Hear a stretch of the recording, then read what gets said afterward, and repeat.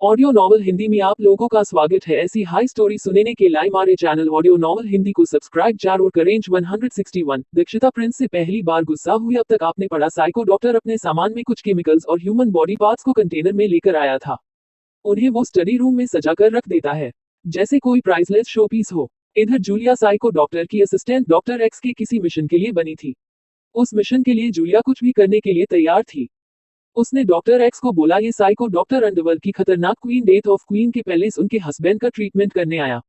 Psycho doctor का India लौट कर आने का मकसद कुछ और ही लग रहा है। उसे यहाँ आकर किसी से प्यार हो गया। अब वो अपने प्यार को किसी भी हालत में पाना चाहता है। मुझे अभी भी नहीं पता चला कि इस साइको डॉक्टर को किससे प्यार हुआ है।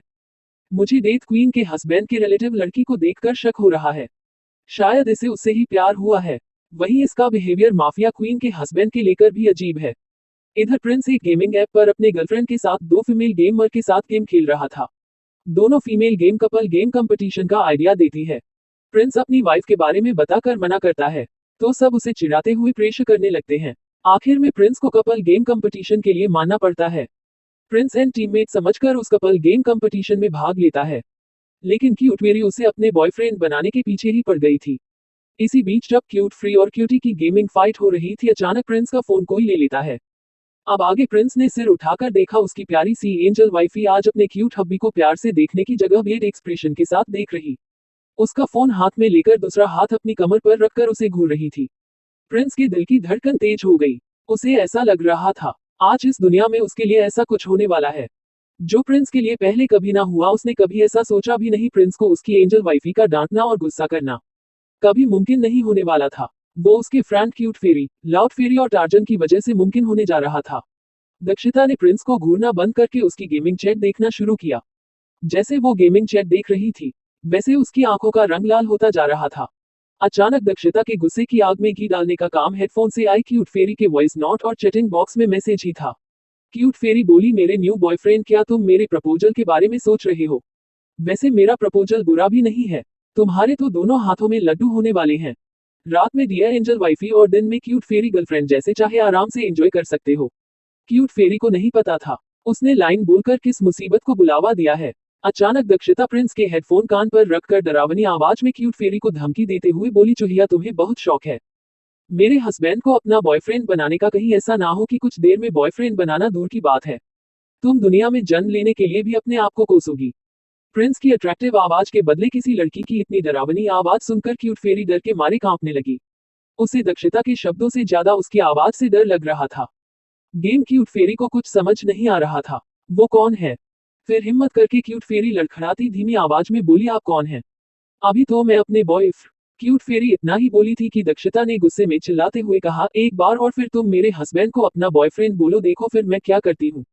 एक सेकंड में तुम्हें तुम्हारे घर से गायब नहीं करवा दिया। मैं भी हम अपने हस्बैंड की वाइफ नहीं। तुम जिसको मुझसे छीनकर अपना बनाने की कोशिश कर रही हो ना, उसी के वजह से कहीं ऐसा ना हो कि अपनी मौत की भीख मांगती थी। अचानक क्यूट फेरी ऑफलाइन हो गई। इसके साथ ही लाउड फेरी और टार्जन आ गए। वो प्रिंस को समझकर दोनों एक साथ बोले, क्यूट गेमर, अभी तुम कपल गेमिंग कंपटीशन के लिए तैयार हो गए? इतनी जल्दी उसे झगड़ा कैसे कर सकते हो? तुमने क्यूट फ्री ने गेमिंग आईडी डिलीट कर दी है। लाउड फेरी प्रिंस को डालत हुए बोली, अगर तुम्हें गेम नहीं खेलना था तो हमें बता देते। हमने कौन सी तुम्हारे साथ जबरदस्ती की? अगर तुम्हें हमारे साथ टीम अप नहीं करना था तुम हमारे ग्रुप से हट सकते थे। दीक्षिता गुस्से में दांत पीसते हुए डरावनी आवाज में बोली, मेरे हस्बैंड ने आप दोनों को साफ मना किया था। आप लोग अपनी जिद में आकर उसे ब्लैकमेल करके अपने साथ कपल गेम डेट पर आने के लिए जबरदस्ती मजबूर किया। तुम दोनों को डेट करना है तो करो, मेरे हस्बैंड के पीछे क्यों पड़े थे? दीक्षिता टार्जन से बोली, तुम अपनी दोस्ती के नाम पर मेरे हस्बैंड को ब्लैकमेल कर रहे थे। तुम मेरे और क्यूटी की शादी के बारे में जानते थे कि तुम उसे फोर्स करके किसी और लड़की के साथ गेमिंग डेट पर भेजने की कोशिश कर रहे थे। टार्जन और लाउड फेरी की तरफ से सन्नाटा पसर गया। अचानक दोनों भी ऑफलाइन हो गए। प्रिंस अपना मुंह फुलाकर दीक्षिता को देख रहा था। दीक्षिता ने कुछ ही शब्दों में उसके तीनों फ्रेंड्स को शायद हमेशा के लिए उससे दूर कर दिया था। प्रिंस ये भी जानता था कि दीक्षिता को गुस्सा क्यों आया, उसके फ्रेंड्स की भी गलती थी।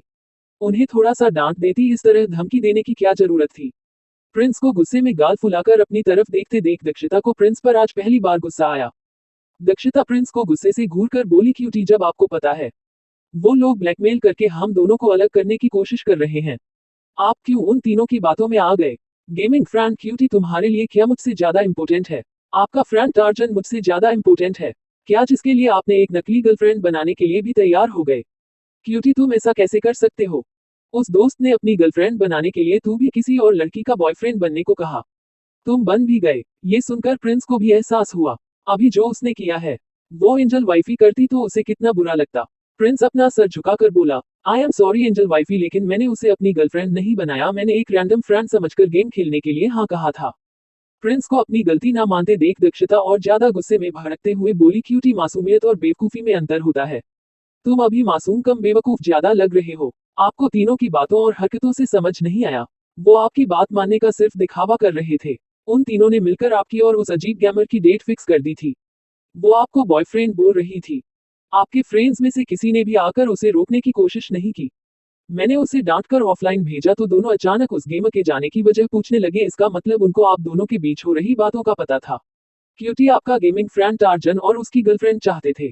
दक्षिता गुस्से में हाथ जोर से बिस्तर पर मारते हुए प्रिंस के ऊपर झुकते हुए आगे बोली, क्यूटी आपको एहसास भी नहीं है। दोनों कुछ दिन आपको गेमिंग में डेट में फंसा कर रखते, थोड़े दिन बाद वो आपको रियल में भी डेट करने के लिए फोर्स करते, तो क्या अपनी वाइफ को चीट करके आप उस लड़की के साथ रियल में डेट करते? दक्षिता की बात सुनकर और अपने फ्रेंड के सच्चाई जानकर प्रिंस, जो अपनी आंखों को नम होने से नहीं रोक पाया था, वो दक्षिता के बेवकूफ कहने से और ज्यादा हट हो गया। उसे एहसास हुआ क्या सच में बेवकूफ है। लोग उसे पागल बनाकर उसका फायदा उठाने की कोशिश करते हैं। ये सोचकर ही प्रिंस को इतना ज्यादा रोना आया कि वह बच्चों की तरह सिसक सिसक कर रोने लगा। ये देखते ही दक्षिता का दिल धक से रह गया और उसकी आंखें नम हो गई, उसकी पूरी बॉडी कांपने लगी। उसने कभी प्रिंस की आंखों में आंसू नहीं आने देने का वादा खुद से किया था। आज 3 धोखेबाज दोस्तों की वजह से क्यूटी बुरी तरह हो रहा है। दक्षिता की आंख से भी 2 आंसू की बूंदें बहकर बिस्तर पर कहीं गुम हो गई। आज कितने सालों बाद दक्षिता की आंखों में आंसू आए। दक्षिता ने धीरे से अपने हाथ बढ़ाकर प्रिंस के सर पर रखा तो प्रिंस ने दक्षिता को खींचकर बिस्तर पर गिराकर उसे लिपटकर बच्चों की तरह रोने लगा। ये देखकर दक्षिता को और ज्यादा बुरा लगने लगा। उसके मुंह से अब कोई भी आवाज नहीं निकल रही थी। वह बस शांति से बिस्तर पर बेजान पड़ी, अपने कांपते हुए हाथों से प्रिंस का सर और पीठ सहलाकर उसे शांत करने की कोशिश कर रही थी। प्रिंस जो बच्चों की तरह दहाड़ मारकर रो रहा था, वह बीच में हिचकी लेते हुए बोला, हिचक, जेल, हिचक, मासूम नहीं हूँ, हम बेवकूफ तो बिल्कुल नहीं हूँ। मैंने तो बस फ्रेंड की हेल्प करने की कोशिश की थी। एंजल वाइफी, आपने मुझे डांटा और मुझे बेवकूफ कहा, आप ऐसा कैसे कर सकती हैं? आप तो मुझे कभी नहीं डांटती, आप मुझसे कितना प्यार करती है। आपने आज मुझे डांटा और बेवकूफ कहा, हम आपसे नाराज हूँ। एंजल, आपने ऐसा क्यों किया? ये बोलते हुए प्रिंस बुरी तरह रो रहा था, साथ ही दक्षिता के अंदर ही सिमटता जा रहा था। दक्षिता ने प्रिंस की बातें सुनकर उसे कसकर अपनी बाहों में भर लिया। दक्षिता को एहसास हुआ कि प्रिंस तीनों फ्रेंड्स की वजह से नहीं हो रहा, बल्कि वह तो उसके डांटने की वजह से रो रहा है। दक्षिता को खुद पर गुस्सा भी आया और प्रिंस के इस तरह बच्चों की तरह शिकायत करने और रोने पर हंसी भी आ रही थी। दक्षिता अपने मन में बोली, दक्षु तुम्हें क्या जरूरत थी इस मासूम बच्चे को डांटने की? तुम प्यार से भी तो समझा सकती थी। पता नहीं है तुम्हारी ओवर पॉजिटिव की वजह से तुमने गुस्से में क्या क्या बोल दिया, इस वजह से बेचारा मासूम बच्चा कितनी बुरी तरह से रो रहा है। दक्षिता का मन कर रहा था कि वह अपना सर दीवार पर दे मारे। उसने इसे डांटा जिसे डांट का मतलब भी ठीक से नहीं पता होगा। इधर प्रिंस रोते हुए आगे बोला, एंजल, मैंने अपने आप को मेंटोर, स्ट्रांग और जीनियस हूँ। मैंने कितने सारे म्यूजिक अवार्ड जीते हैं, मैंने पढ़ाई भी कंप्लीट करके फर्स्ट रैंक हासिल की है, फिर मैं बेवकूफ कैसे हो सकता हूँ? आप झूठ बोल रही है। मैं बेवकूफ नहीं हूँ, मैं बस फ्रेंड की हेल्प कर रहा था। एंजल, आपने मुझे बेवकूफ क्यों कहा? क्या मैं सच में बेवकूफ लगता हूँ? एंजल, क्या वह लड़की सच में मुझे आपसे दूर कर देती? मैं सच में आपसे दूर नहीं जाना चाहता। एंजल, मुझसे नाराज होकर मुझसे दूर मत जाना please. Angel, I am sorry, हम दोबारा कभी किसी को फ्रेंड नहीं बनाएंगे। ऐसे गंदे फ्रेंड तो बिल्कुल भी नहीं बनाऊंगा। प्रिंस रोते हुए थोड़ा रुककर आगे बोला, एंजल, क्या आप मुझसे नाराज हैं? एंजल, सॉरी, मुझे छोड़कर मत जाना। प्रिंस को इस तरह परेशान देखकर दक्षिता ने प्रिंस को कसकर अपनी बाहों में भरा। फिर प्यार से बोली, क्यूटी, मैं तुमसे नाराज नहीं हूँ, ना ही तुम्हें कभी छोड़कर जाऊंगी। तुम ऐसे लोगों से फ्रेंडशिप मत करना। आज वो लोग तुम्हारे साथ लड़कियों को डेट पर भेजना चाहते हैं, कल को वो किसी और गलत काम में भी आपको फंसा सकते हैं। ये सुनते ही प्रिंस दक्षिता के कमर को अपने एक हाथ से कस के पकड़कर थोड़ा ऊपर उठकर दक्षिता के ऊपर लेटकर दक्षिता की गर्दन में चेहरा छुपाकर धीमी आवाज में बोला, प्रॉमिस एंजल, आपका क्यूट है भी कभी भी ऐसा नहीं करेगा। ये सुनते ही दक्षिता प्रिंस का सर सहलाने लगी। उसने कसकर प्रिंस को अपनी बाहों में भर लिया। उसका सर सहलाते हुए चुपचाप एकटक सीलिंग को घूर रही थी। दक्षिता ऐसा इसलिए कर रही थी प्रिंस सो जाए, वरना प्रिंस की बॉडी बहुत कमजोर है, उसको रोने की वजह से फीवर भी आ सकता है। जैसा दक्षिता ने सोचा था वैसा ही हुआ। 5 मिनट बाद ही प्रिंस गहरी नींद में चला गया। दक्षिता की आंखें ठंडी हो गई और अपने फोन पर 3 गेमिंग आईडी को अर्जुन को मैसेज करते हुए कहा, इन तीनों को ढूंढ कर कल शाम तक अपने अड्डे पर लेकर आओ। फिर दक्षिता ने अपने मन में कहा, तुम तीनों की वजह से आज मेरा क्यूटी रोया और मैंने अपनी क्यूटी पर गुस्सा किया। तुमको तो ऐसी सजा मिलेगी कि तुम कभी उसको भूल नहीं पाओगे, फिर कभी ऐसे सोशल मीडिया पर किसी मासूमियत का फायदा नहीं उठाओगे। ये बोलकर दक्षिता ने भी अपनी आंखें बंद कर ली। इधर रीवा काकोसा के साथ घर आए और फर्स्ट फ्लोर के गार्डन एरिया की बड़ी सी बालकनी की ओर पास मौजूद अपने रूम की ओर जा रही थी। अचानक किसी ने उसे पकड़कर बालकनी में खींच लिया। उस शख्स को देखते ही रीवा की आंखें हैरानी से बड़ी बड़ी हो गई। अब दक्षिता तीनों गेम के साथ क्या करने वाली है? वह तीनों गेम क्या किसी साजिश का हिस्सा है या फिर वह ऐसे ही प्रिंस को अपने जाल में फंसा रहे थे? उन तीनों का क्या मकसद था और रीवा को किसने बालकनी में खींचा जाने के लिए? अगला एपिसोड पढ़े। Hello readers, like comment share and follow me. जब 162 प्रिंस की नाराजगी और साइको डॉक्टर का खौफ। अब तक आपने पढ़ा, प्रिंस और दक्षिता अपने रूम में मौजूद थे। दक्षिता अपने लैपटॉप पर ऑनलाइन कॉन्फ्रेंस मीटिंग अटेंड कर रही थी। इसी दौरान प्रिंस अपने फोन पर एक गेम खेल रहा था। उसी गेम में उसका टार्जन आईडी का गेमर फ्रेंड था। अचानक टार्जन ने प्रिंस को 2 फीमेल गेमर से दोस्ती करने को कहा। प्रिंस ने उन दोनों को मना कर दिया। तब टार्जन और दोनों फीमेल गेमर प्रिंस को चिढ़ाना शुरू कर दिया। वो अपनी वाइफ से डरता है। प्रिंस ने कहा उसकी वाइफ उससे बहुत प्यार करती है, वह उसे कभी डांटे नहीं, उस पर गुस्सा नहीं होती, फिर भी वह किसी के साथ भी गेमिंग डेट पर भी नहीं जाएगा। जब उन लोगों ने ऐसे ही गेम कंपटीशन में जस्ट फ्रेंड समझ खेलने को कहा तो प्रिंस मान गया। इस बारे में जैसे ही दक्षिता को पता चला तो दक्षिता ने उन तीनों की क्लास लगाकर उन्हें गेमिंग आईडी डिलीट करने पर मजबूर कर दिया। फिर उसने प्रिंस को भी डांटा कि वो उसे बस फंसा रहे थे। प्रिंस को अपनी गलती का एहसास था। फिर जैसे ही दक्षिता ने कहा तुम मासूम से ज्यादा बेवकूफ लगते हो, तो प्रिंस अपने आंसू नहीं रोक पाया और वह बच्चों की तरह सिसक कर रोने लगा। दक्षिता को भी एहसास हुआ कि उसने कुछ ज्यादा ही कर दिया, तो उसने प्रिंस को शांत करवाया और अर्जुन से बोलकर उन तीनों को किडनैप करने को कहा। इधर रीवा जैसे ही घर लौटकर अपने रूम में जाने वाली थी कि किसी ने उसे बालकनी में खींच लिया। अब आगे रीवा ने देखा सफेद शर्ट और ब्लैक कैजुअल पेंट में अट्रैक्टिव चेहरे के साथ डॉक्टर मिहिर उसके सामने अपने अट्रैक्टिव चेहरे पर प्यारी सी स्माइल लिए रीवा को ही दे रहा है। कुछ पल के लिए रीवा उसके अट्रैक्टिव और हैंडसम चेहरे में कुछ पल के लिए हो गई।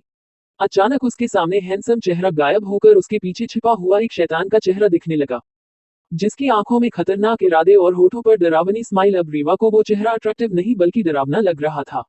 उसे ऐसा लग रहा था कि उसके सामने एक बड़ा सा एनाकोंडा खड़ा है, वो उसे निगलने के लिए तैयार है। अपने सामने अपने शिकार को देखकर वह मुस्कुरा रहा है, जैसे बोल रहा हो आज तुम मेरी भूख मिटाओगी। रीवा की आंखों में खौफ देखकर सामने खड़े मिहिर के होठों की स्माइल और गहरी हो गई। वो साइको डॉक्टर ने रीवा के चेहरे पर अपनी उंगली चलाते हुए उसके बालों को कसकर पकड़कर उसका चेहरा पीछे की तरफ खींच लेता है, जिससे रीवा का चेहरा ऊपर की तरफ उठ जाता है।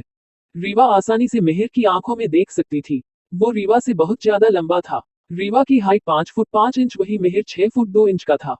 रीवा को उसे अपना सर उठाकर देखना पड़ रहा था। रीवा पहले अपनी पलकें उठाकर अपनी आंखों में खौफ के साथ मिहिर को देख रही थी। जैसे ही मिहिर उसका चेहरा ऊपर किया, अब वो अपनी पलकें झुका थी, तब भी मिहिर का चेहरा दिख रहा था। मिहिर अपना चेहरा झुकाकर रीवा के चेहरे के ऊपर लाकर एक शैतानी मुस्कुराहट से उसको देखने लगा। फिर दूसरे हाथ से रीवा के होठों पर अपने अंगूठे को रब करने लगा। रीवा को अपने शरीर में डर के मारे एक अजीब सी झुरझुरी महसूस हो रही थी। रीवा को कोई प्यार भरी फीलिंग नहीं, एक डरावनी फीलिंग आ रही थी। उसे ऐसा लग रहा था उसके होठों पर कोई डरावना कीड़ा रग रहा हो जो कभी भी उसे काटकर उसे डिस्ट्रॉय कर सकता है। रीवा की बॉडी डर के मारे अपनी जगह पर बर्फ की तरह जम चुकी थी। रीवा का खून भी एक जगह पर जमा हुआ था, जिस वजह से उसका चेहरा सफेद पड़ गया था। रीवा के चेहरे पर पसीने की बूंदें साफ देखी जा सकती थी कि वो अपनी आंखों में खौफ के साथ अपनी नजरें चुराने की कोशिश कर रही थी। वही साइको डॉक्टर मिहिर की नजर रीवा के छोटे से बेदाग गोरे डर से सफेद पड़ चुके चेहरे पर थी। अचानक साइको मिहिर ने नजरें घुमाकर गार्डन में चारों ओर देखा।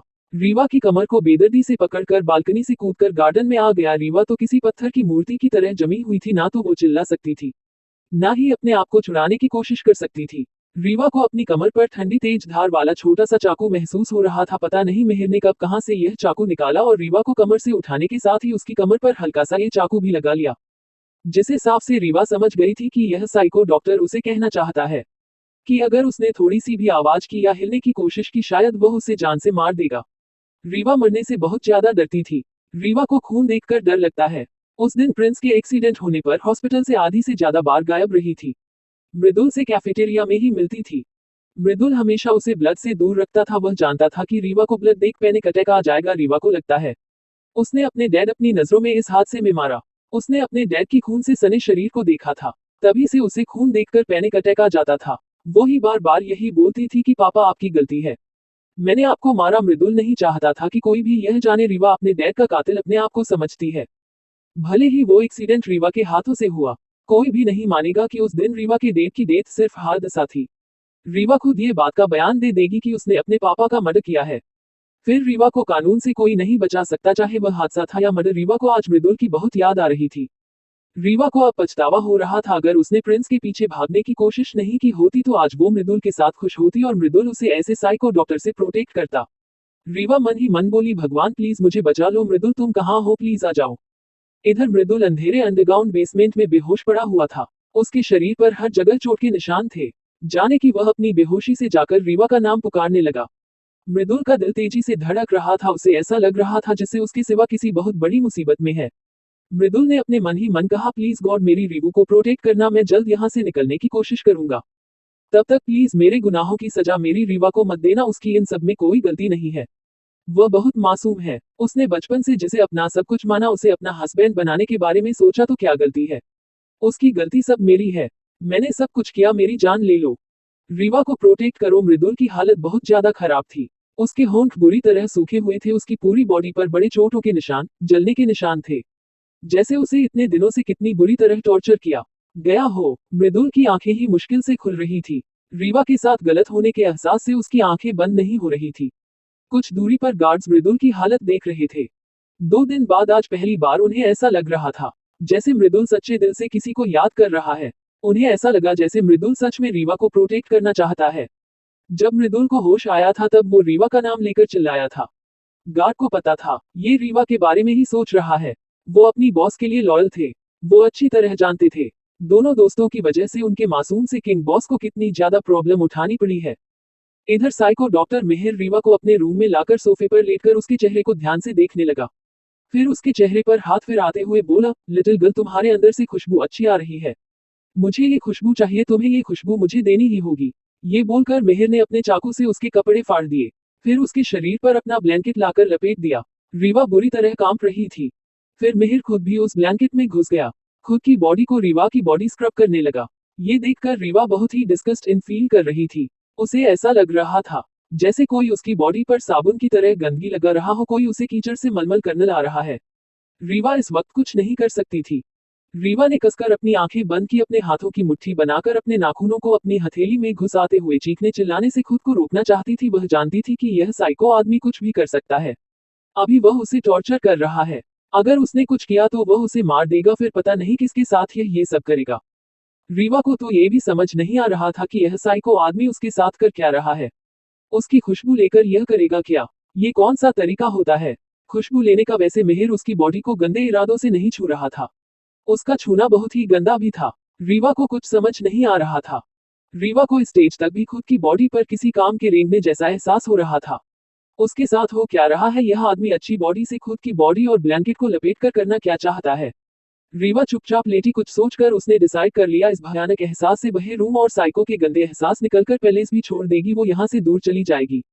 अब रीवा इस साइको और अजीब इंसान के आसपास और नहीं रह सकती। उसे सोचा वो यहाँ रहकर युवरानी से अपने और मृदुल की गलतियों की पूरी जिम्मेदारी लेकर उसके लिए सजा एक्सेप्ट करके माफी मांगकर मृदुल को दक्षता से वापस मृदुल को बचाने की रिक्वेस्ट करेगी।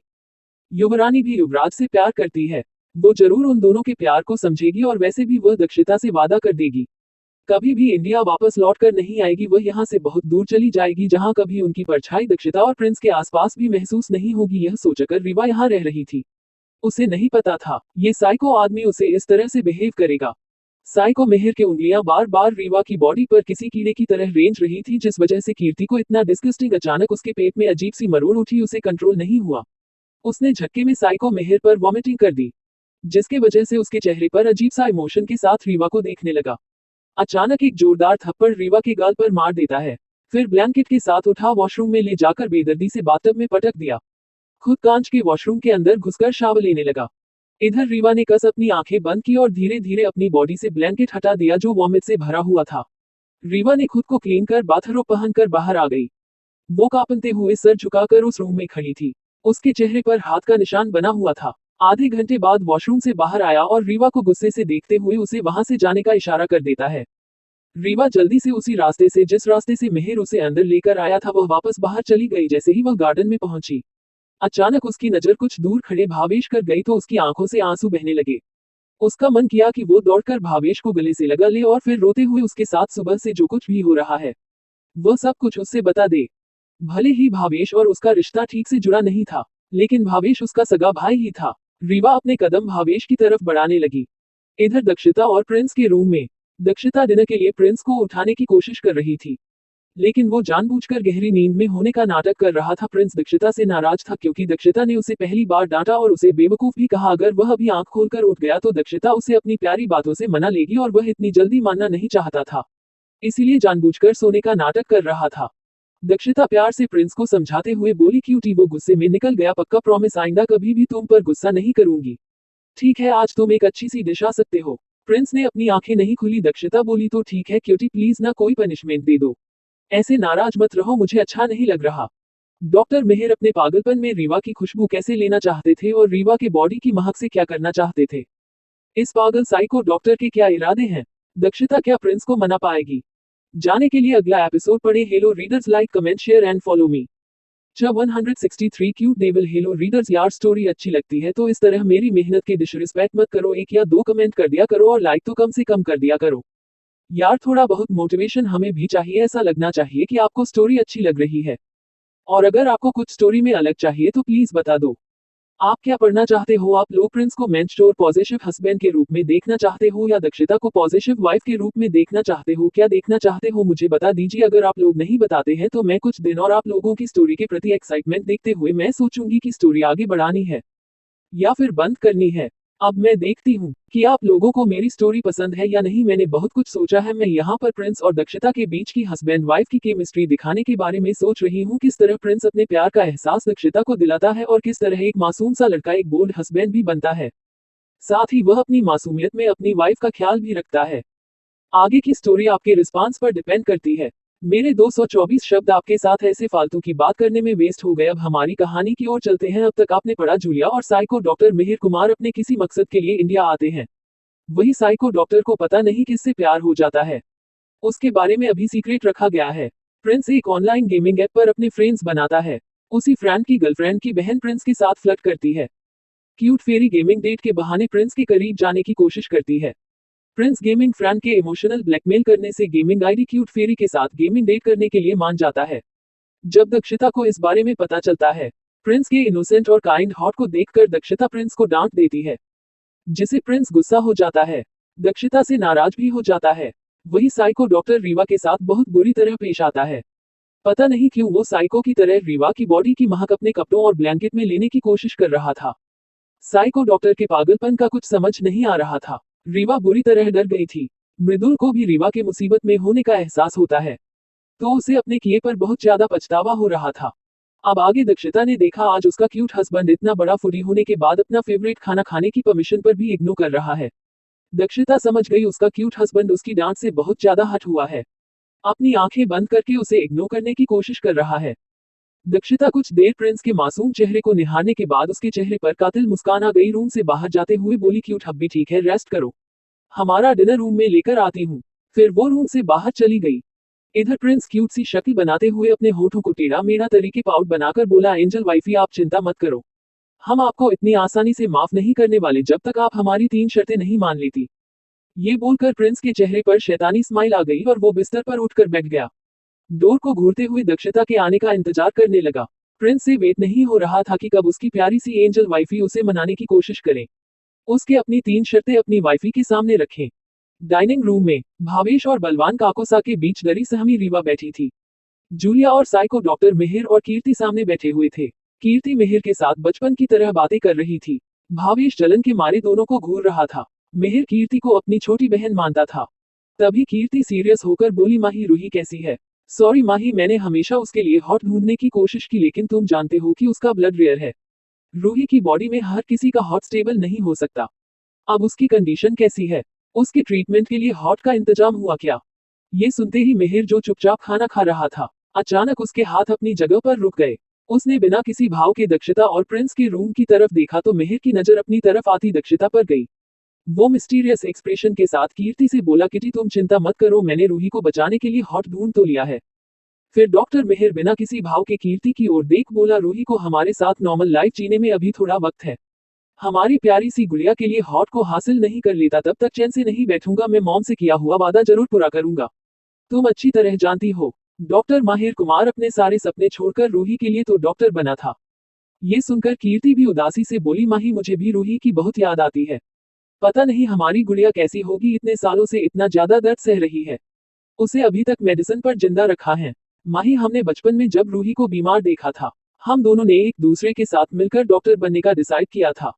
हम दोनों बहुत अच्छे डॉक्टर बनेंगे, हमारी गुड़िया खुश सारे दर्द से आजाद कर देंगे। ये सुनते ही मिहिर की आंखें नम हो गई। वो कीर्ति की तरफ देखकर प्यार से उसके सर को सहलाते हुए बोला, किट्टी मुझे माफ कर दो, तुम्हारे मॉम डैड तुम्हें परेशान करते, तुम्हें टॉर्चर करते। अपनी प्यारी सी किट्टी को प्रोटेक्ट नहीं कर पाया। तुम्हारा माई जितना रूही से प्यार करता हूँ, उतना तुमसे भी प्यार करता हूँ। गुड़िया छोटी और बीमार है, मेरा प्यार उसके लिए दोगुना है। मैंने मॉम से वादा किया था, किसी भी हाल में रूही को ठीक करके रहूंगा। दक्षिता बिना किसी पर ध्यान दिए अपने और प्रिंस के लिए सर्वेंट को खाना तैयार करने का ऑर्डर दे रही थी। अचानक मिहिर दक्षिता की तरफ देखते हुए बोला, क्वीन बॉस, मैं जल्द से जल्द युवराज के केस की स्टडी करना चाहता हूँ। हम उनके ट्रीटमेंट जरूरी मेडिकल रिसोर्स तैयार करके ऑपरेशन की तैयारी कर सके। आप तो जानती हो, मुझे जल्द ही गुड़िया के पास जाना होगा। दक्षिता बिना किसी भाव के माहिर की तरफ देखते हुए बोली, कब और क्या डिस्कशन करना है? ये सुनते ही मिहिर बोला, हमने हमारा खाना फिनिश कर लिया है। अगर आपके पास वक्त हो अभी केस के बारे में डिस्कस कर सकते हैं। दक्षिता ने बलवान काकोसा की तरफ देखा तो उन्होंने अपनी स्टडी रूम की तरफ इशारा किया। दक्षिता के पीछे बलवान काकोसा, मिहिर, जूलिया और कीर्ति नीचे मौजूद स्टडी रूम में चले गए। स्टडी रूम में दक्षिता टेबल के पीछे चेयर पर बैठी हुई थी। माहिर और बलवान काकोसा उनके सामने चेयर पर बैठे हुए थे। वही जूलिया, कीर्ति, बलवान काकोसा और अमीर के पीछे बैठी हुई थी। मिहिर केस की फाइल स्टडी करने लगा। उसकी आंखों में एक अजीब सी चमक थी। उसके होठों पर मिस्टीरियस स्माइल थी, जिसे दक्षिता ध्यान से देख रही थी। उसकी आंखों में भी कुछ अजीब से इमोशन थे, जिन्हें कोई भी नहीं समझ सकता। कीर्ति का ध्यान भी मेडिकल फाइल पर था, वरना वह समझ जाती कि यहाँ पर कुछ तो गड़बड़ चल रही है। वहीं जूलिया कीर्ति और मिहिर के साथ के अच्छे से स्टडी कर रही थी। वो भी बहुत अच्छी डॉक्टर थी। दक्षिता अपनी आंखों में एक अजीब से इमोशन के साथ जूलिया और मिहिर को देख रही थी। इस वक्त दक्षिता के चेहरे को देखकर कोई नहीं बता सकता कि दक्षिता क्या सोच रही है। अगर ध्यान से दक्षिता की आंखों में देखता तो वह समझ जाता कि दक्षिता की आंखों में कुछ ऐसा है जो बहुत मिस्टीरियस है और आगे आने वाले तूफान का कारण बनने वाला है। कुछ देर पूरा केस स्टडी करने के बाद माहिर दक्षिता की तरफ देखकर बोला, क्वीन बॉस, आप युवराज सर को ऑस्ट्रेलिया लेकर चलती। हमें सारे मेडिकल रिसोर्स इंडिया में शिफ्ट नहीं करना पड़ेगा। अभी हम युवराज सर कोमा से बाहर आए हैं। उनका माइंड और बॉडी अभी ऑपरेशन के लायक नहीं है। उन्हें 1 महीने तक हेल्दी डाइट और मेंटली स्ट्रांग होने की जरूरत है, जिसे उन्हें केमिकल के साइड इफेक्ट से बचाया जा सके। हम केमिकल को युवराज सर के ब्रेन से हटा भी देंगे तो भी ऐसी बहुत सी प्रॉब्लम आ सकती हैं, जिन वजह से उन्हें बहुत ब्रेन प्रॉब्लम हो सकती है। उनकी मेमोरी लॉस हो सकती है, ब्रेन डेथ के शिकार हो सकते हैं या फिर उनका नर्वस सिस्टम डाउन हो सकता है। वह अपने बचपन में भी लौट सकते हैं। दक्षिता अपने चेहरे पर बिना किसी भाव के मिहिर से सीरियस होकर बोली, क्यूटी का ऑपरेशन 1 महीने बाद नहीं, आज से 40 दिन बाद होगा। इन 40 दिन में सारे मेडिकल रिसोर्स मुंबई के नए बने डीएम हॉस्पिटल में शिफ्ट करने होंगे। आप मिस कुमार को भी वहां पर शिफ्ट कर सकते हो। अब आप कल या परसों अपनी गुड़िया के पास जा सकते हो। धीरे धीरे सब कुछ इंडिया में शिफ्ट कर लो। वैसे भी आपको मेरे हस्बैंड की मेडिकल कंडीशन को मॉनिटर करने के लिए अभी और ऑपरेशन के बाद भी यही रहना होगा। ये सुनते ही मिहिर सोचने की एक्टिंग करते हुए हमें सिर हिलाता है। फिर कुछ और चीजें डिस्कस करने के बाद दक्षिता स्टडी रूम से बाहर निकल जाती है। इधर प्रिंस अपने रूम में बैठा अपनी एंजल वाइफी के मनाने इमोशनल ब्लैकमेल करके अपने जाल में फंसाकर अपनी तीनों शर्ट मनवाने का इंतजार कर रहा था। इतनी में एक सर्वेंट डिनर लेकर आया और प्रिंस के लिए कॉफी टेबल पर डिनर लगाने लगा। ये देखते ही प्रिंस ने अपनी आंखें सिकुड़कर सर्वेंट को घूरते हुए वो अपनी प्यारी और गुस्से भरी आवाज में कहा, सर्वेंट भैया, एंजल वाइफी कहाँ पर है? ये सुनते ही सर्वेंट पहले हैरानी से अपने युवराज को देखा, फिर धीरे से बोला, युवरानी अभी बिजी है, उन्होंने आपको डिनर करने को कहा है। प्रिंस ने मुंह बनाया और गुस्से से घूरते हुए उसे बाहर जाने का इशारा किया। ये सुनकर सर्वेंट प्रिंस के क्यूट से गुस्से से डरकर बाहर चला गया। इधर सर्वेंट के जाने बाद प्रिंस धीरे से अपने बिस्तर से खड़ा हुआ और धीरे धीरे चलते हुए रूम से बाहर आकर रेलिंग पर हाथ रखकर उससे और जुनून से नीचे इधर उधर दक्षिता को ढूंढने लगा। तभी उसकी नजर स्टडी रूम से निकलती अपनी एंजल वाइफी पर गई। वो अभी दक्षिता को देखकर स्माइल करने लगा था, तभी अचानक दक्षिता के पीछे स्टडी रूम से मिहिर भी बाहर निकला। प्रिंस की आंखें दोबारा सिकुड़ छोटी गई और उसके सर पर छोटे छोटे लाल डेविल वाले सिंह दिखने लगे। अपनी गुस्से से लाल आंखों को दिखाकर मिहिर को घूरने लगा। तभी मिहिर जो जल्दी से दक्षिता के करीब आ रहा था कि अचानक उसका पैर फिसल गया। ये देखते ही दक्षिता ने मिहिर का हाथ पकड़कर उसे गिरने से बचाया। प्रिंस अपनी एंजल वाइफी को किट्टू नदी के फ्रैंक डॉक्टर का हाथ पकड़े देख प्रिंस ने कसकर रेलिंग को पकड़ा, उसके हाथों की नीली नसें दिखने लगी। प्रिंस गुस्से और जलन में दक्षिता को घूरते हुए जोर से चिल्लाया, बोला, एंजल वाइफी मुझे भूख लगी है। दक्षिता ने प्रिंस की आवाज सुनकर जल्दी से मिहिर का हाथ छोड़ दिया। मिहिर धड़ाम से नीचे गिर पड़ा, उसे लगा दक्षिता ने उसे बचा लिया। मिहिर ने अपनी बॉडी के क्विक ट्रिप रिएक्शन की वजह से बॉडी को ढीला छोड़ दिया था, अभी सीधा खड़ा होने ही वाला था। तभी दक्षिता के छोड़ने और प्रिंस के चिल्लाने की वजह से बॉडी का बैलेंस नहीं बना पाया, वो नीचे गिर गया। अगर दक्षिता नहीं भी पकड़ती तो शायद पहले मिहिर थोड़ा लड़खड़ाकर गिरने से बच जाता। दक्षिता और प्रिंस के अचानक किए गए बिहेवियर की वजह साइको डॉक्टर मिहिर के कमर की बैंड बच गई थी। दक्षिता अपना सर उठाकर हैरानी भरी नजरों से ऊपर की तरफ देखा, फिर प्रिंस के गुस्से से लाल चेहरे को देखते हुए अपने मन में बोली, ओह नो, मेरा लिटिल डेविल पता नहीं क्या करेगा। ओफ, इसकी पजेसिवनेस सीधा दिल पर वार करती है। ये बोलकर दक्षिता अपने दिल पर हाथ रख लेती है। प्रिंस को प्यार भरी निगाहों से निहारते हुए अपने मन में बोली, मेरा क्यूट हब्बी गुस्से में किसी क्यूट डेविल से कम नहीं लग रहा। हाय, मेरा क्यूट डेविल मन कर रहा है कि कच्चा चबा जाऊंगा। इधर रेलिंग के पास खड़ा प्रिंस गुस्से में दक्षिता को इग्नोर कर और मिहिर को गुस्से में घूरते हुए अपने रूम में चला गया। ये देखते ही दक्षिता ने अपने सर पर धीरे से मारा और वहां से दौड़ते हुए सीढ़ियों की तरफ चली गई। इधर मिहिर ने सोचा शायद दक्षिता ने गलती से अचानक आए आवाज से डरकर उसे छोड़ दिया है, अब उसकी उठने में हेल्प करेगी। वो अपना हाथ ऊपर की तरफ बढ़ाते हुए दक्षिता की तरफ देखता है। मिहिर दक्षिता को वहां से गायब देखकर हैरान हो जाता है। तभी उसकी नजर सीढ़ियों की तरफ गई तो उसके होठों पर डरावनी स्माइल आ गई। उसका चेहरा आंखें गुस्से से लाल हो गया। उसको देखकर ऐसा लग रहा था जैसे वो अभी गुस्से में खड़ा होकर पता नहीं क्या कर देगा। तभी कीर्ति दौड़ते हुए मिहिर के पास आए। उसने भी स्टडी रूम में प्रिंस के चिल्लाने और मिहिर के गिरने की आवाज सुनी। वो भी घबरा गई। मिहिर के पास आकर उसे ध्यान से उठाते हुए बोली, माही तुम ठीक तो हो ना? ये सुनते ही मिहिर के चेहरे के एक्सप्रेशन वापस से नॉर्मल हो गए और वो प्यार से कीर्ति को देखते हुए बोला, किटी तुम्हारे होते हुए तुम्हारे माही को कुछ हो सकता है क्या? ये सुनते ही कीर्ति के फोटो पर भी स्माइल आ गई। फिर कीर्ति मिहिर को अपनी हेल्प से उठाती है, उसके रूम की ओर ले गई। इधर दक्षिता जैसे ही अपने रूम में आए अचानक उसकी तरफ एक उड़ता हुआ सामान आया। दक्षिता जैसे ही उससे बचने के लिए साइड में हुई, अचानक एक के बाद एक बहुत सारे सामान उसकी तरफ उड़ते हुए आने लगे। फिर तेज आवाज के साथ वो सारे सामान टूट रहे थे, कुछ ऐसे ही गिर रहे थे। कीर्ति ऊपर रूम की तरफ देख मन में बोलो, ओह क्या बात है, मासूम लोगों को भी गुस्सा आता है क्या? आज पहली बार दक्षु भी किसी का गुस्सा झेलने वाली है। मैं तो सोचकर एक्साइटेड हो रही हूँ। अगर माही भैया नहीं गिरते तो इतना अच्छा शो अपनी आंखों से देखना पसंद करती।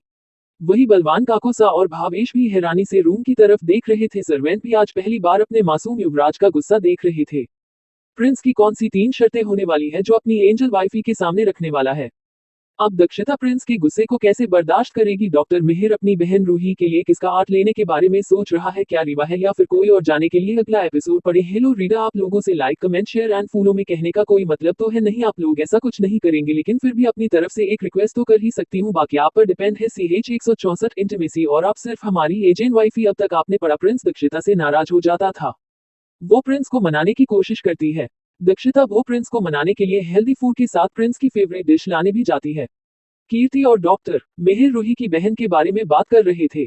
उसका हॉट फेल हो गया, उसके लिए हॉट की जरूरत थी। मिहिर को देखकर लग रहा था जैसे वो अपनी बहन को बचाने के लिए किसी भी हद तक जाएगा।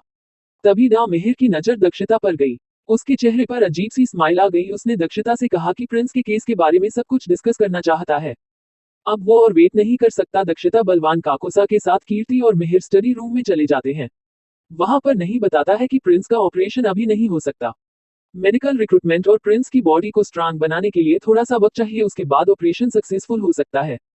दक्षिता सब कुछ डिस्कस कर बाहर आती है। तभी मिहिर उसके पीछे आता है। वो फिसल कर गिरने ही वाला था कि ऊपर खड़े प्रिंस ने देखा कि दक्षिता ने उसका हाथ पकड़कर बचाया है। अब आगे प्रिंस भी बुरी तरह गुस्सा हो गया। वो चिल्लाते हुए आई एम हंगरी फिर अपने रूम में चला गया। पता नहीं प्रिंस को गुस्से में अपनी एंजल वाइफी को खाने की भूख थी, मिहिर को बेरहमी से डिस्ट्रॉय करने की, यह तो वही जाने। दक्षिता समझ गई थी प्रिंस बहुत ज्यादा गुस्से में है, वो भी उसके पीछे जाती है। इधर मिहिर हैरानी से नीचे पड़ा दक्षिता को जाते हुए देख रहा था। उसे यकीन नहीं हो रहा था कि क्वीन बॉस उसे इस तरह इग्नोर करके भी जा सकती है। तभी कीर्ति ने जल्दी से पीछे से दौड़ते हुए आए और मिहिर को गेस्ट रूम में पहुंच जाती है। हर किसी ने पहली बार मासूम प्रिंस को पहली बार इतने गुस्से में देखा। लोग कहते हैं जिन लोगों को बहुत कम गुस्सा आता है उनका गुस्सा बहुत ज्यादा खतरनाक होता है। अगर किसी को कभी गुस्सा नहीं आए, अचानक अगर उसे गुस्सा आ जाए तो वो सबसे खतरनाक होता है। आज प्रिंस बहुत खतरनाक लग रहा था। इधर प्रिंस रूम में आकर अपने आप में बड़बड़ाते हुए बोला, हम एंजल वाइफी से नाराज है। इसका मतलब यह नहीं कि वो किसी और का हाथ पकड़ने और उसे गिरने से बचाएंगे। क्या वहां पर बहुत सारे सर्वेंट खड़े थे, वह भी बचा सकते थे।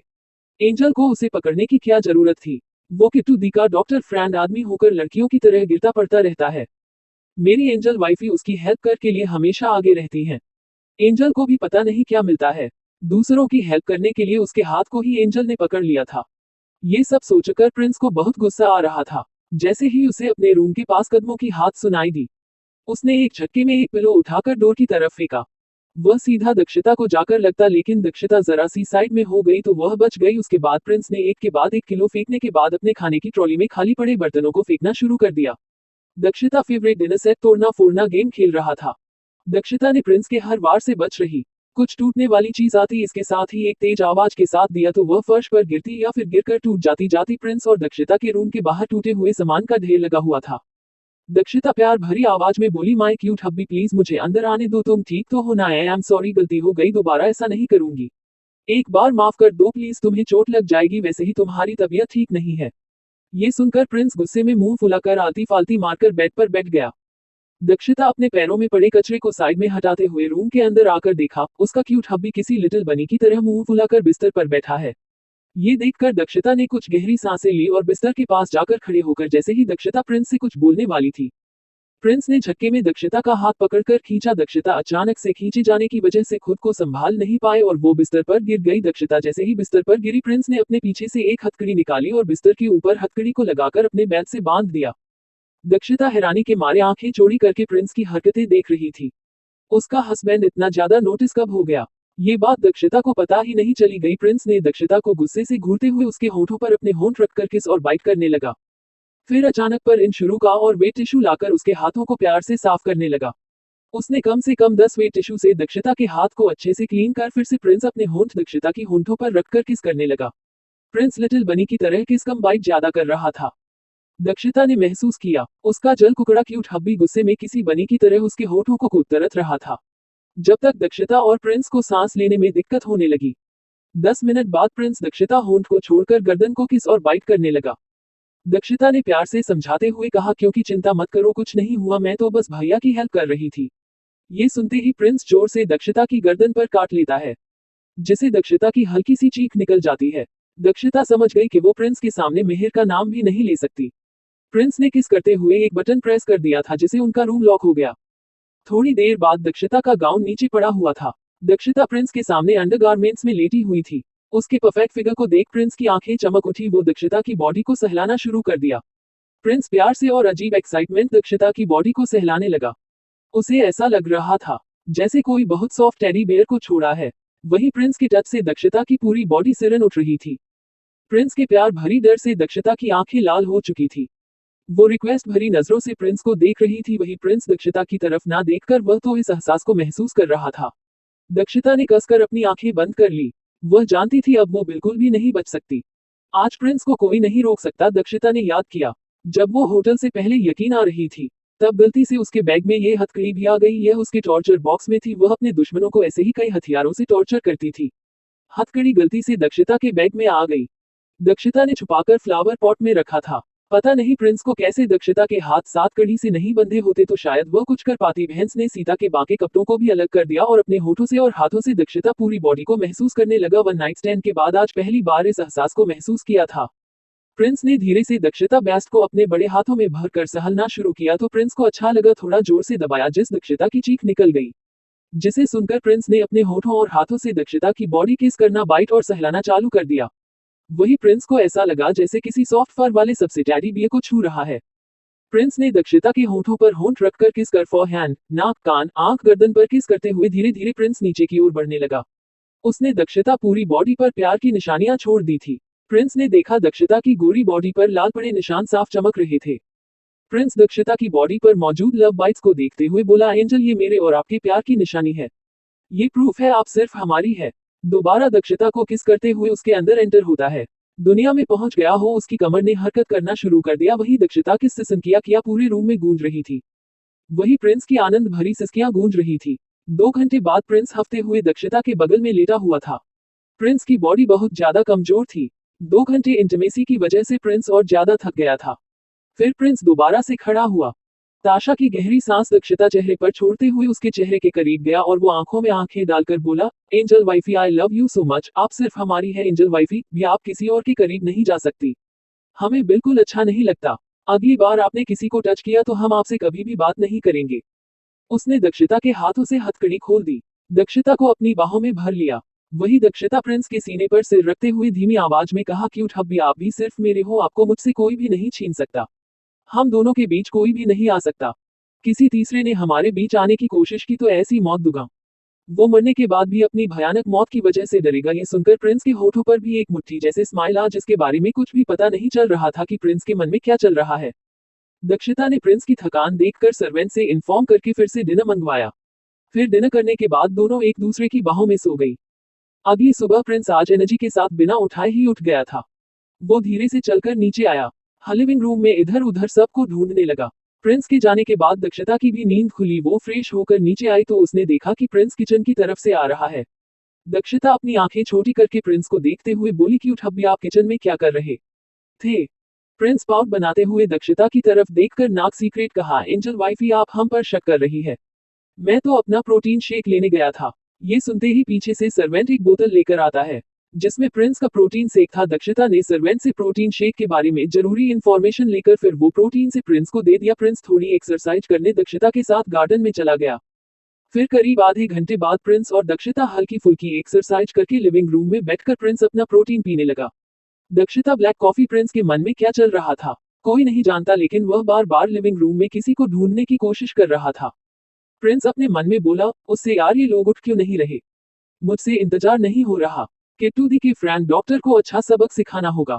उसकी हिम्मत कैसे हुई मेरी एंजल के करीब आने की? यह सोचकर प्रिंस के होठों पर एक डेविल स्माइल थी। वो अपनी बगल में दक्षिता को देखते हुए अपने अजीब तरीके से मन में बोला, एंजल सिर्फ हमारी है, हमारे अलावा एंजल किसी को भी प्रॉब्लम से नहीं बचाएगी। एजेंट किसी को भी टच नहीं कर सकती थी। उसको पहले के दिन याद आने लगी। वो किस तरह दक्षिता सिर्फ उसे ही अपने करीब रखती थी, उसका बच्चों की तरह ख्याल रखती थी। अब खात्मा सबसे बात करती है, सब कुछ ठीक होती है। ये चीज प्रिंस को अभी तक समझ नहीं आई थी। इतने सब धीरे धीरे अपने रूम से बाहर आने लगे। भावेश प्रिंस के पास आकर बैठा। फिर एक्सप्रेशन देखकर भावेश को शक हो गया था कि इस नोटिस में कुछ तो किया है। प्रिंस इन 2 सालों में मेचियो के साथ नोटी भी हो गया था, जिसके बारे में भावेश के अलावा कोई नहीं जानता। अपने मन में बोला, वैसे मैं अपने नोटी बच्चे को डांटता। इस डॉक्टर से मुझे भी बदला लेना है। प्रिंस और भावेश साइको डॉक्टर मिहिर के साथ क्या करने वाले हैं और प्रिंस की वजह से मैंने उसे किस हद तक लेकर जाएगी, जाने के लिए अगला एपिसोड पढ़े। CH 165 प्रिंस का शरारती रिवेंज। अब तक आपने पढ़ा स्टडी रूम के बाहर एक्सीडेंटली दक्षिता के मिहिर का हाथ थामने की वजह से दक्षु का क्यूट हब्बी प्रिंस जलन जलकुकड़ा बन जाता है। स्माइल। फिर प्रिंस गुस्से में तोड़फोड़ शुरू कर देता है। जब दक्षिता प्यार से प्रिंस को समझाने की कोशिश करती है तो प्रिंस शांत होने का नाटक करता है। दक्षिता उसके करीब आती है। वो दक्षिता के बैग से मिले हैंडकफ से बांधकर बहुत ज्यादा परेशान करता है। प्रिंस ने होश में रहकर पहली बार रोमांस कर अपनी पूरी एनर्जी खत्म होने तक अपनी एंजल वाइफी की आंखों में आंखें डालकर बोला, एंजल वाइफी आप सिर्फ हमारी है। फिर वो दोनों एक दूसरे की बाहों में सो जाते हैं। नेक्स्ट मॉर्निंग में प्रिंस दक्षिता से पहले उठकर पता नहीं कौन सी शरारत करता है। दक्षिता के सामने इनोसेंट बन जाता है। भावेश प्रिंस के पास आता है। उसके होंठों की शरारती मुस्कान से सब समझ जाता है। अब आगे लिविंग रूम में Dakshita white T shirt, black track pant, बालों का मेसी बनन, चेहरे पर गुलाबी रंग के साथ सुबह की सुनहरी धूप में खिले गुलाब की तरह सिंगल सोफे पर बैठी न्यूज़पेपर में म्यूजिक इंडस्ट्री और बिजनेस की न्यूज रीड करते हुए अपनी ब्लैक कॉफी भी एंजॉय कर रही थी। वही प्रिंस उसके सामने मौजूद सोफे पर बैठा प्रोटीन एंजॉय कर रहा था। भावेश भी उसके पास बैठ गया। प्रिंस के चेहरे पर शांत एक्सप्रेशन देख समझ गया, उनके शैतान युवराज ने कुछ तो शैतानी जरूर की है, जिसे मेहर आज अच्छे वाला परेशान होने वाला है। भावेश के लिए तो अच्छा ही था, वैसे भी वो उसकी डॉक्टर साहिबा के करीब होने का शो ऑफ करता रहता है। कल डिनर वाली बात की वजह से भावेश को पूरी रात नींद नहीं आई थी। उसके मन में पूरी रात चल रहा था, इस डॉक्टर ने डॉक्टर साहिबा को प्रपोज किया, क्या वो उसे भूलकर अपने चाइल्डहुड लव को अपना लेगी? भावेश अपनी नजरें इधर उधर दौड़ा रहा था। इधर प्रिंस की नजर दक्षिता के कान के ईयर लो पर मौजूद लव बाइट के निशान पर गई। उसकी आंखें सितारों की तरह चमक उठी। प्रिंस धीरे से सोफे से उठकर एक टक लव बाइट को घूरते हुए दक्षिता के करीब जाने लगा। प्रिंस को अपनी एंजल वाइफी के कान पर मौजूद लव बाइट के अलावा कुछ दिखाई ही नहीं दे रहा था। वो तो हिप्नोटाइज होकर दक्षिता की तरफ बढ़ रहा था। इधर भावेश भी अपने लव राइवल डॉक्टर मिहिर को इधर उधर देखते हुए प्रिंस की ओर झुकने लगा। वो मुंह के बल सोफे पर गिर पड़ा। भावेश ने हैरानी के इधर उधर देखने लगा। उसने स्ट्रेट पोजीशन में बैठते हुए अपने मन में कहा, आह मेरे शैतान बच्चे का क्या करूं, किसी ने मुझे देखा तो नहीं। ये बोलकर वो चारों ओर नजरें घुमाने लगा। कुछ फीमेल सर्वेंट उसे ही हैरानी से देख रहे थे। भावेश फीमेल सर्वेंट को हंसते हुए उसे घूरते देखकर शर्म से गाल लाल हो गए। अपनी शर्म छुपाने के लिए नकली गुस्से से आंखें दिखाई तो सारी सर्वेंट मुंह दबाकर हंसते हुए चले गई। फिर भावेश ने देखा प्रिंस चुंबक की तरह दक्षु दीदी की तरफ बढ़ रहा है। भावेश ने अपना सर हिलाते हुए मन में कहा, अब इसे अपनी एंजल के अलावा कुछ भी दिखाई नहीं देगा। स्पेसी ऑपरेशन के कारण मुझे उन सर्वेंट के सामने एम्बेरेसमेंट का सामना करना पड़ा। पता नहीं ये 2 सालों तक दक्षु दी के बिना कैसे रहा। प्रिंस दक्षिता के सामने जाकर खड़ा हो गया। दक्षिता को भी एहसास हुआ कि कोई उसके पास खड़ा है, तो उसने न्यूज़पेपर हटाकर सामने देखा तो उसका क्यूट हस्बैंड उसे एकटक अजीब नजरों से घूर रहा था। दक्षिता ने कुछ कहने के लिए मुंह खोला, तभी सबको तेज आवाज के साथ चीख भी सुनाई दी। सबने हैरानी से आवाज की तरफ देखने लगे। उन लोगों ने देखा जूलिया दर्द में अपनी कमर पकड़कर नीचे फर्श पर गिरी हुई है। इधर मेहर भी जूलिया की चीख सुनकर अपने रूम से बाहर आया। तभी अचानक वो भी फिसलकर तेज आवाज के साथ नीचे गिर पड़ा। मेहर की हल्की सी चीख निकल गई। कल क्वीन बॉस के बिना किसी वार्निंग के छोड़ने पर गिराने से कमर में चोट आई। आज फिर दोबारा उसी जगह पर चोट लग गई। मेहर का तो मन कर रहा था वो उस इंसान को बुरी तरह से सबक सिखाएं।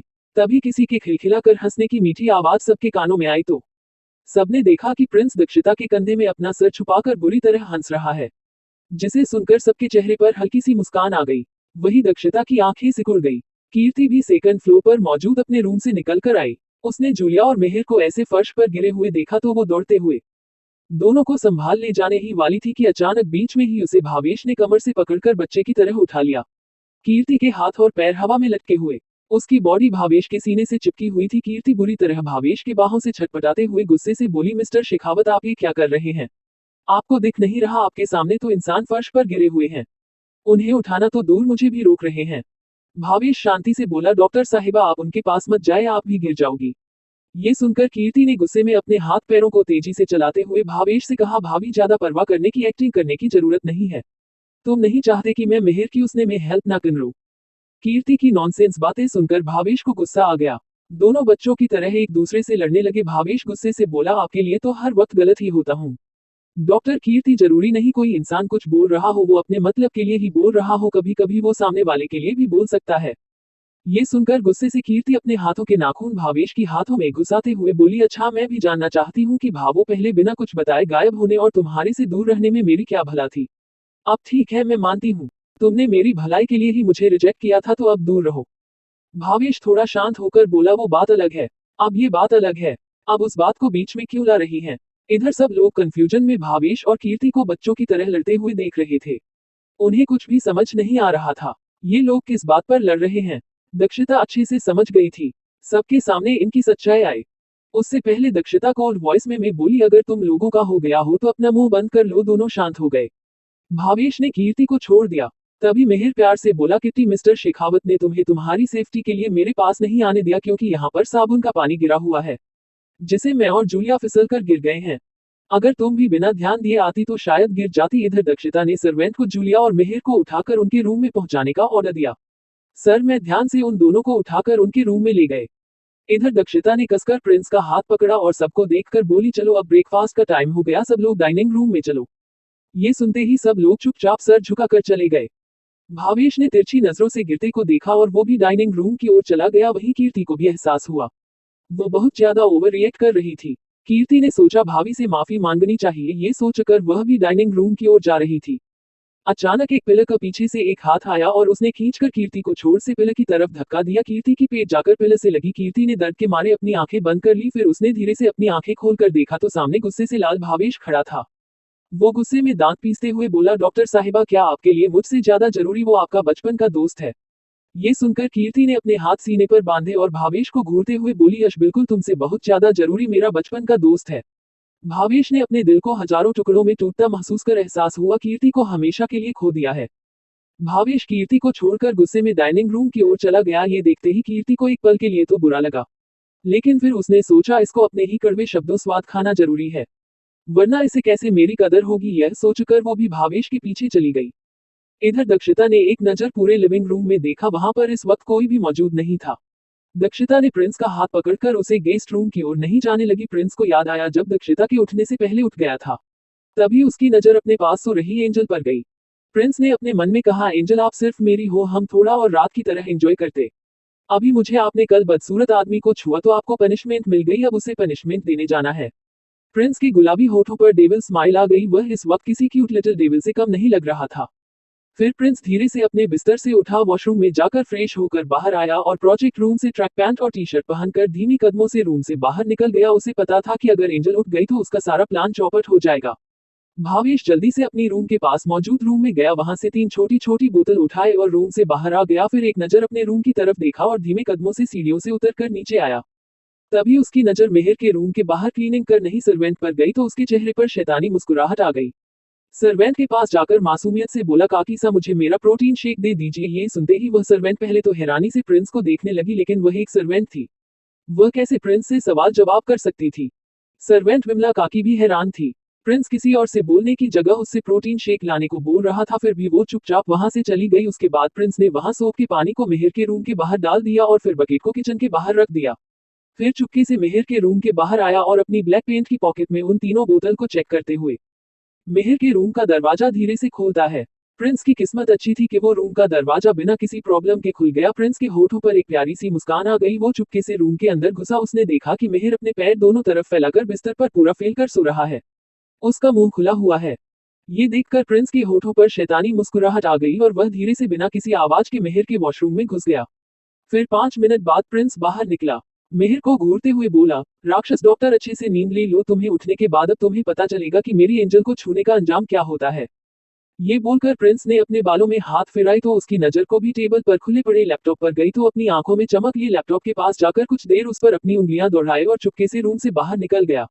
तभी प्रिंस की नजर अचानक अपने रूम पर गई तो वो जल्दी से किचन के अंदर घुस गया। किचन में वो सर्वेंट उसके लिए प्रोटीन शेक तैयार कर रही थी। प्रिंस सर्वेंट के पास जाकर बोला, काकी साहब वो रीना बाईसा ने आपका काम कर दिया है, आप आराम से प्रोटीन शेक बनाकर दे दीजिए। वो सर्वेंट भी अपने काम पर लग गई। अभी वही प्रिंस किचन से बाहर निकाला तो दक्षिता ने आंखें सिकोड़ कर प्रिंस देखा। वो नकली स्माइल के साथ बोला, मैं तो अपने लिए प्रोटीन शेक लेने गया था प्रेजेंट टाइम में। दक्षिता ने प्रिंस को दरवाजे से लगाकर घूर कर देख कहा, वो सब तुमने किया है ना, और क्या किया है मुझे पहले ही बता दो। ये सुनते ही प्रिंस ने दक्षिता की कमर कसकर पकड़ अपने करीब कर दक्षिता की आंखों में आंखें डालकर अपने होठों का पाउट बनाकर बोला, एंजल वाइफी क्या बदसूरत डॉक्टर के लिए मुझे डांट रही है? आपने कल मुझे उन गंदे फ्रेंड्स के लिए डांटा था, अभी आप मुझे उस बदसूरत आदमी के लिए डांट रही हैं जो आपके करीब आने की कोशिश कर रहा है। कल को अगर वह आपको मुझसे छीन लेता है तो क्या आप उसके साथ चली जाओगी? आप हमारी साइड लेने की जगह उसकी साइड क्यों ले रही हैं? ये सुनकर दक्षिता ने गहरी सांस ली और प्रिंस को समझाने के लहजे में कुछ बोलने वाली थी। झटके में उसके शांत हुए इमोशन फिर तेजी से उथल पुथल होने लगे। प्रिंस किस तरह से बदला लेता है? क्या दक्षिता प्रिंस के इस ओवर पजेसिव बिहेवियर को एक्सेप्ट करेगी? दक्षिता और प्रिंस का ओवर पजेसिव बिहेवियर इन दोनों के इस खूबसूरत रिश्ते को कौन सा मोड़ देगा? जाने के लिए अगला एपिसोड पढ़े। Hello readers, like comment share and follow me. अगर कहानी आप सबको पसंद आती है तो प्लीज इसे ज्यादा से ज्यादा लाइक शेयर और अपने दोस्तों में शेयर भी करें।